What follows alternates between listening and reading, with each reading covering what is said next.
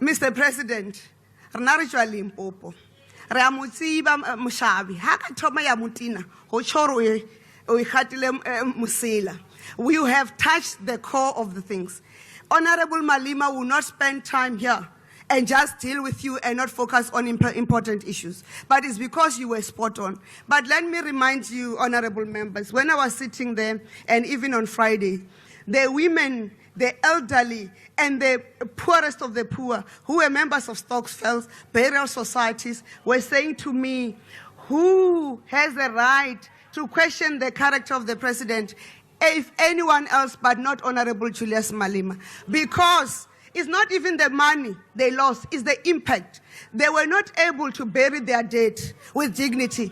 People of Bembe wait only for 4 to 5 days before they bury their dead.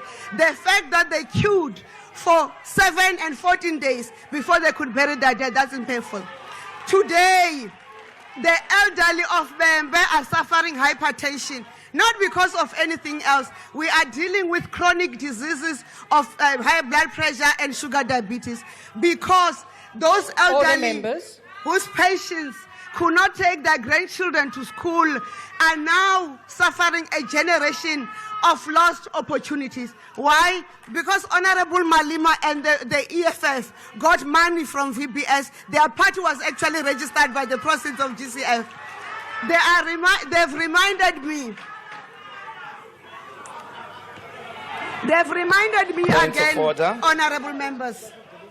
Honorable Minister, please take your seat. There's a point of order. Please proceed, member.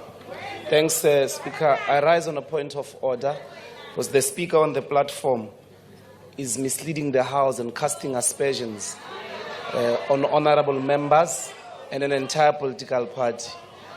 And I think that she is confusing the EFF for the SACP, for the ANC, for Denim Caesar, for Bladin Zimande. And I think she's really supposed to understand the rules.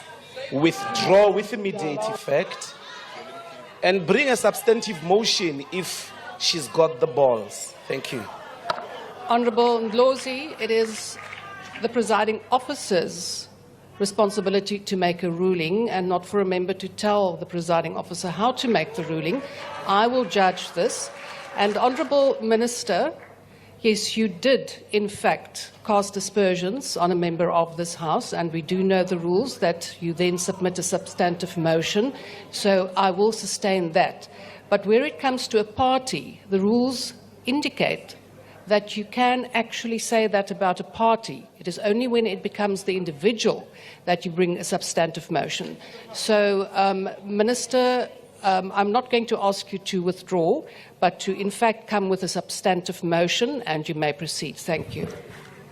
Thank you, Honorable Deputy Speaker. The Terimutang and the Shipua Matozis affidavit talk for themselves, and South Africans don't need another substantive motion. Honorable Deputy Speaker, it is the people and the women of Limpopo who reminded me that the first major report of former public protector of South Africa, Advocate Thuli Mazini, was on point, and the Ratanang Family Foundation.